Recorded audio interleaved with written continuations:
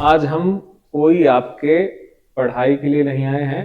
आज हम आए हैं आपको पर्यावरण के प्रति एक सजगता और हमारी मतलब जवाबदेही है, हमारी जिम्मेवारी है कि हम जो देश में घटनाक्रम घट रहा है, जो प्रकृति के साथ खिलवाड़ चल रहा है, उस पर संज्ञान स्वयं लें और आपको भी इससे जो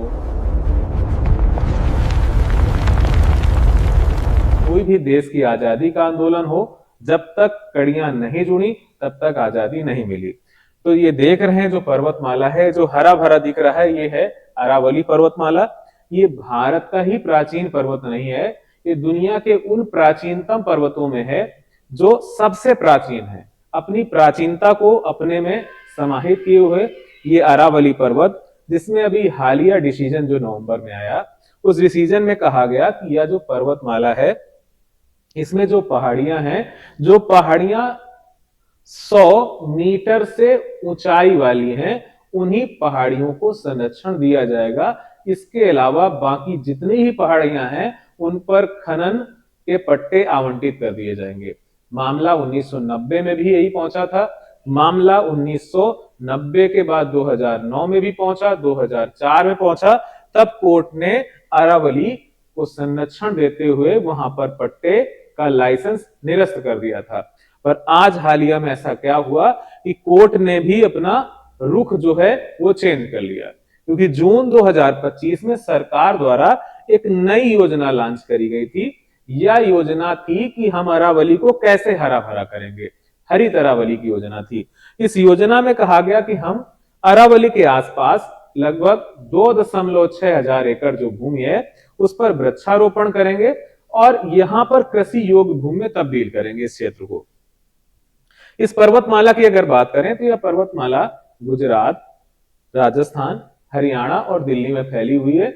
लगभग 700 किलोमीटर के आसपास की यह पर्वतमाला, जिसमें बहुत सारी नदियों का उद्गम है, जो एक जल का स्रोत भी है, जैसे साबरमती, लूनी, बनास। और यहां बात करें, यहां पर एक पर्वतमाला से टकराकर वापसी करने वाली नदी चंबल भी जाती है, जो इस रेंज को स्पर्श करके मुड़कर फिर एमपी आती है और एमपी से यूपी होते वो यमुना में मिल जाती है। तो एक बड़ी पर्वतमाला यहाँ पर अगर हम बात करें, संवैधानिक रूप से बात करें, तो आर्टिकल 48 का ए, अनुच्छेद 51 का ए, ये दोनों पर्यावरण के संरक्षण की बात करते हैं। तो अरावली केवल पर्वत नहीं बल्कि संवैधानिक अधिकार है कि हमारे साथ जो भी खिलवाड़ कर रही है सरकारें, जो प्रकृति के साथ खिलवाड़ कर रही हैं, वो खिलवाड़ करना बंद करें। क्योंकि दिल्ली, कानपुर जैसे शहरों की जो वायु गुणवत्ता है वो लगातार दिन पर दिन गिरती चली जा रही है। बड़े बड़े घराने जो हैं वो एयर प्यूरिफायर रखते हैं, पर आम जनमानस क्या करेगा? वो अपने लिए रोजी रोटी डेली कमाए कि एयर प्यूरिफायर की बात करे? तो सरकारों को सोचना पड़ेगा। केवल उद्योगपतियों ये अधिक से अधिक लाभ कमाने की जो लालसा है, ये कहीं ना कहीं एक दिन पृथ्वी को संकट में डाल ही देगी। तो अधिक लाभ कमाने वाले ये जो लोग हैं, क्योंकि ये जो अरावली पर्वतमाला है, ये केवल पर्वतमाला नहीं बल्कि सोना, चांदी, टंगस्टन, बालू, बलुआ पत्थर, संगमरमर का एक बहुत बड़ा भंडारण भी है जो इस पर्वतमाला पर है। यहां पर बहुत सारे पंछी विहार, प्रकृति की सौंदर्यता वाली झीलें, यहां पर बहुत सारे वन्य जीव संरक्षण है जो भी एक संकट में आ जाएंगे। ये जो पर्वतमाला है, ये देख रहे हैं, अगर ये क्षेत्र जो आप देख रहे हैं राजस्थान का इलाका, अगर ये खनन को मंजूरी दे दी गई तो इसी प्रकार जो रेड जोन दिख रहा है, ये लाल कलर से जो आपको दिख रहा है, ये सब पूरा क्षेत्र क्या हो जाएगा? खनन का शिकार हो जाएगा। और यहां पर रहने वाले बहुत सारे जीव जंतु, जनजाति जो लोग हैं, वृक्ष हैं, ये सब क्या हो जाएंगे? नष्ट हो जाएंगे। तो आप समझ सकते हैं इतने 700 किलोमीटर की रेंज का आसपास का जो इलाका है, यहां पर अगर इतने भयंकर मामले पर खनन होगा, वृक्षों की कटाई होगी, तो प्रकृति पर क्या असर पड़ेगा? तो प्रकृति पर क्या असर पड़ेगा, इसको अगर आपको जानना है तो कुछ इस प्रकार दिखेगा भविष्य। अगर ये रोका नहीं गया तो आपकी जवाबदेही, हमारी जवाबदेही, सबकी संयुक्त जवाबदेही है कि हम प्रकृति के साथ हो रहे खिलवाड़ पर आवाज उठाएं और इस पर पुरजोर सरकार पर प्रहार करें। ऐसी गतिविधियों से जुड़े हुए संगठन जो खनन चाहते हैं, जो प्रकृति का दोहन करना चाहते हैं, उन पर बुलंद आवाज करें। तो कुछ हरा भरा हमारा ये इधर आप देखेंगे अरावली रेंज है, और अगर ऐसा जारी रहा, पट्टे आवंटित होते रहे खनन के, तो कुछ इस हाल में बदहाल हो जाएगा हमारा अरावली रेंज। आगे अगर हम देखें अपनी स्लाइड में, इस पर प्रभाव क्या पड़ने वाला है, तो अगर देखें प्रभाव क्या पड़ेगा, यहां पर जो नदियां आती हैं वो नदियों का जल स्तर कम हो जाएगा, जिससे भूगर्भिक जल जो हो जाएगा और राजस्थान में और नीचे है और नीचे चला जाएगा। तो आम जनमानस को सबसे ज्यादा संकट से गुजरना पड़ेगा।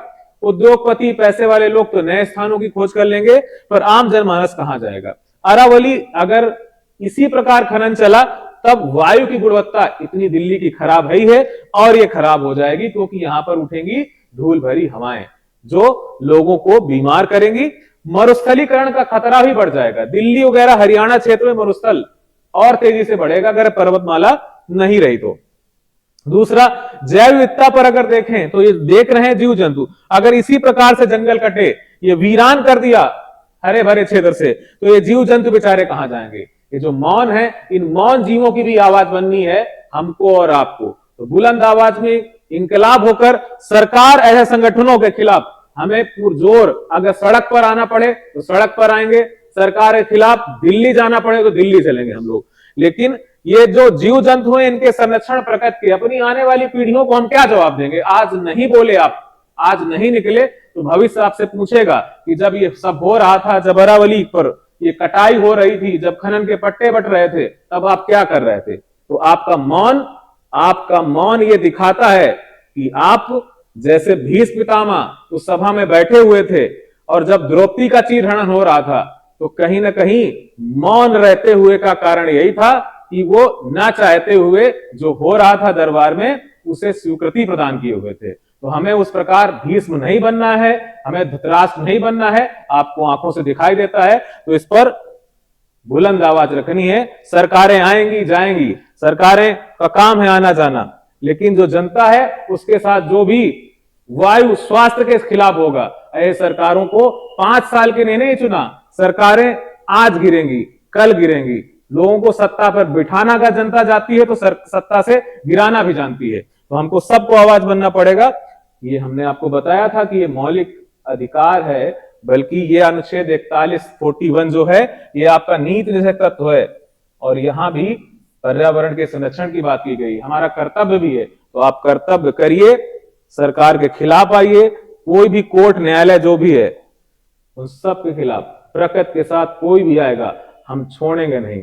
अगर छेड़ोगे तो कतई नहीं छोड़ेंगे। तो अरावली को बचाना है।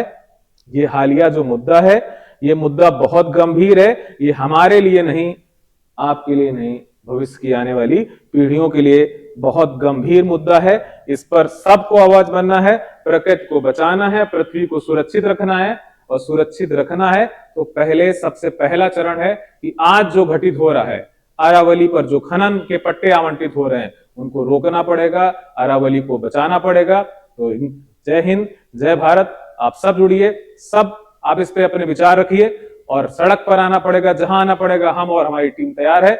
जब भी एक नई आवाज दी जाएगी, जहां आप बोलेंगे, हमारी टीम के साथ हम सब उपस्थित होंगे। नमस्कार, धन्यवाद, जय हिंद।